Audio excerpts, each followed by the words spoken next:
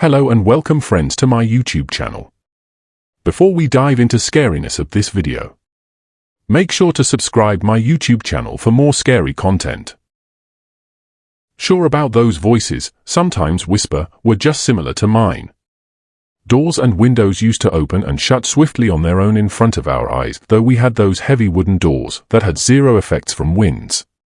The flat beside us was vacant, but we used to hear sounds from the common wall we shared with that flat. Sound like someone is banging or hammering a nail in that wall at night. Very clear sounds. One day after I got better, I was again alone in the home since Mom left for the hometown for some work. I got used to the things happening around me, but that night something happened that was final nail in the coffin.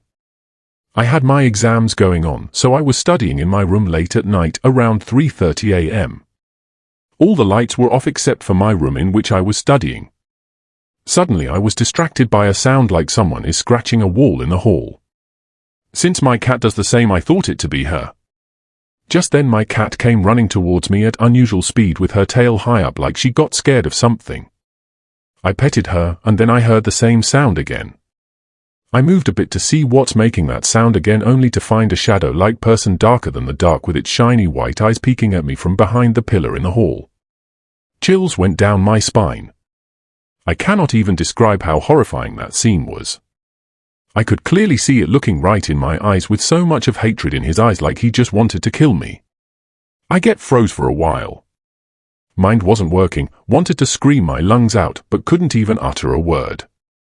I stood there thinking that this is the end of my life. I wanted to recite holy verses, but my mind just would not catch anything.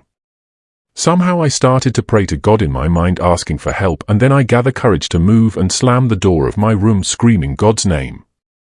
I fell on my bed almost crying when I heard a loud bang of my room's door. It was not like knocking, but as if someone banged her whole body on my door.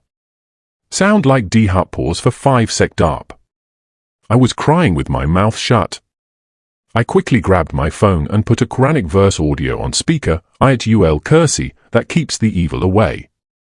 The banging slowly faded away within a while. I was still afraid and couldn't sleep that night.